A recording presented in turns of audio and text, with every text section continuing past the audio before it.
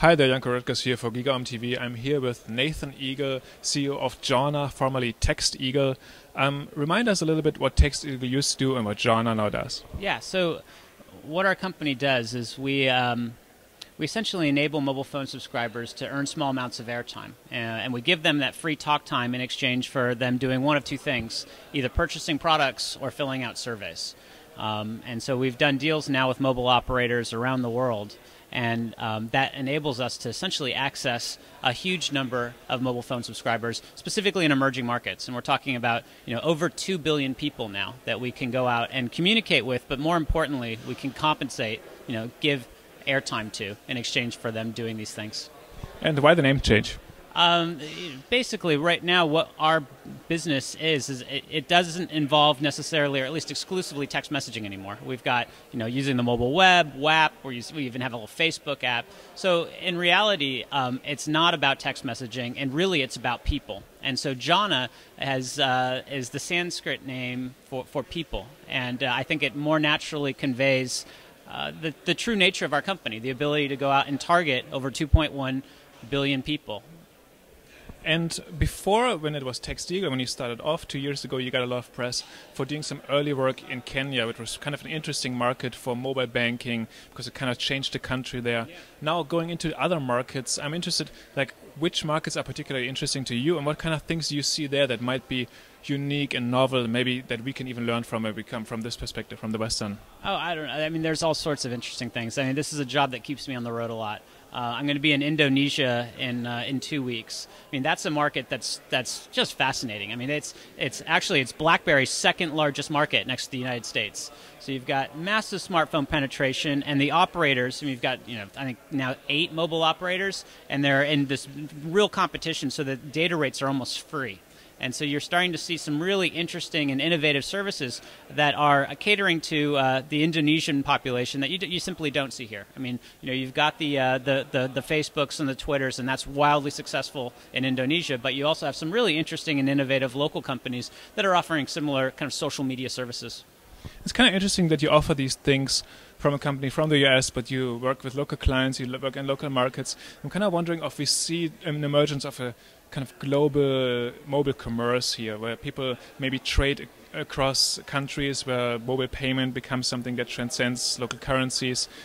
What's your perspective on that? Well, that's an interesting thing. I mean, so really what we have is a mechanism to be able to incentivize people, and I believe it's now over 100 currencies. Right, so and that's called airtime. It's mobile phone top up. It's recharge, and in some countries they just simply call it credit. But the idea here is that it's always in the local denomination of whatever country we're operating in. And so if we're engaging with people in a place like India, we can give them 10 rupees off that particular razor blade. Right. If it's in Brazil, we give them a particular amount of Brazilian real off a product or incentive to fill out a survey. But it's never in minutes. It's never in how many free text messages you get. It's always in the local denomination. And I'm kind of interested if you can give us an example or two of what your company does in local markets, and who are some of the customers that you can talk about, some you probably can't talk about, but who can you mention and what kind of surveys or what kind of things are they doing in local markets? Sure. So we're working with a wide range of organizations, some major global brands, some large just global organizations. I mean, one that we can mention is the United Nations, for example.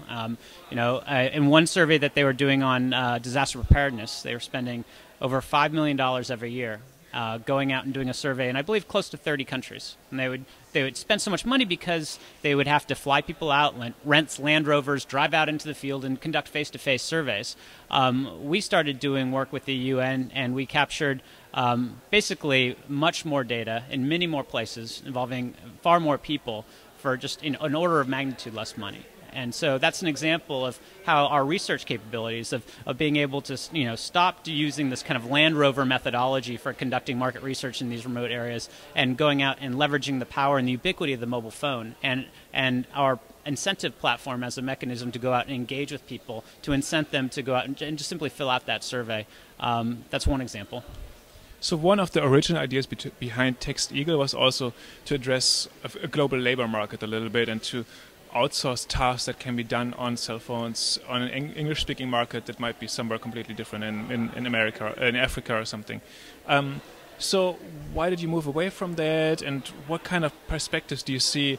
Is it something that just was ahead of its time, or is it something that you just don't want to do anymore? Look, no, we had a reasonable amount of traction. I think the real issue with outsourcing and labor arbitrage in general is that it turned into, we are a for-profit company. And in order to maximize our profits, we were basically trying to figure out, well, where in the world are people willing to work for pennies an hour, right? Who in the world is willing to work for the lowest possible amount? And so we built this platform that can infuse work and it can infuse capital into a particular region. But just as easily, we could take that capital away, right, and put it into a place that people are willing to work for less money. And that just kind of pushed us down a direction that while got the outsourcing companies, the large companies like the Infosys and the Tatas in India very excited, it wasn't really what we set out to do. So instead, we basically started working now only engaging with people with particular tasks that simply can't be outsourced. And by the very nature, if you want to ask and find out the brand preferences for a laundry detergent of a rural Bolivian woman, right, you can't outsource that to Bangalore. You have to go out and directly engage with those people, that demographic, and by the very nature, that means those people can hold on and preserve that margin, and that's really what we're out after. That's what we're trying to do. Now, the second thing that we're going after is, while research has been, very, quite. It represents a substantial fraction of our revenue. We're really moving into marketing. And this idea of being able to go out and incentivize that rural Bolivian woman, now that we understand what her brand preferences are, to go out and try a different brand of laundry detergent, and giving her a small amount of airtime as an incentive to try a different product.